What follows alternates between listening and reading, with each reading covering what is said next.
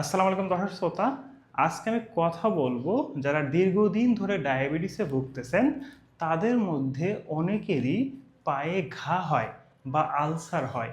এই যে পায়ে ঘা বা আলসারটা কেন হচ্ছে, কিভাবে হচ্ছে, কি করবেন, এটা নিয়ে বিস্তারিত ব্যাখ্যা করব। প্রথমত, ডায়াবেটিসের অর্থ হলো আপনার শরীরে রক্তের ভিতরে অনেক বেশি সুগার থাকে। এই সুগার থাকার কারণে রক্তনালীগুলো ড্যামেজ প্রাপ্ত হয় বা মারা যায়। যখন রক্তনালী ড্যামেজ হয় তখন সেই রক্তনালীগুলো যে নার্ভকে পুষ্টি দিচ্ছিল তারাও মারা যায়। অর্থাৎ আপনার পায়ের ভিতরে যে নার্ভের সাপ্লাই ছিল, যেটার মাধ্যমে আপনি অনুভূতি বুঝতে পারতেন, সেই নার্ভগুলো মারা যায়। এখন নার্ভ যখন মারা যাচ্ছে আপনার পা অবশ হয়ে যাচ্ছে। আপনি হাঁটাচলা করলে আপনি বুঝতে পারতেছেন না, আপনি স্যান্ডেল পরলে বুঝতে পারতেছেন না। এর ফলে যেটা হয়, পায়ের ভিতরে যদি কোথাও কেটে যায় সেটা আপনারা বুঝতে পারেন না। এই কাটা অংশটাই পরবর্তীতে ইনফেকশন হয়ে আলসার বা ঘা তৈরি করে। কারণ আপনি তো বুঝতেই পারবেন না যে পায়ে কোথাও কেটে গেছে। পাশাপাশি ডায়াবেটিস হওয়ার কারণে আপনার রক্তে হাই সুগার থাকে। এই যে অতিরিক্ত সুগার বা গ্লুকোজ, এটা কিন্তু ব্যাকটেরিয়ার খাবার।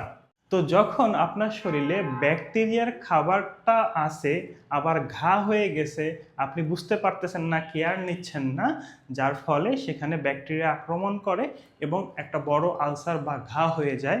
অনেকের হাড্ডি বের হয়ে আসে এবং খুবই বাজে একটা সিচুয়েশন হয়। তো আপনারা যারা এই ধরনের সমস্যায় ভুগতেছেন, অবশ্যই প্রথমে ডায়াবেটিসটা কন্ট্রোল করবেন। ডায়াবেটিস কন্ট্রোল করার পাশাপাশি আপনার যে নার্ভের ইনজুরির কারণে পা অবশ হয়ে গেছে, পায়ের বোধ চলে গেছে, সেন্সেশন চলে গেছে, সেটা ফিরিয়ে আনার জন্য আপনাকে আকুপাংচার করতে হবে। আকুপাংচার আমরা পায়ের মেজর মেজর পয়েন্টগুলোতে করি।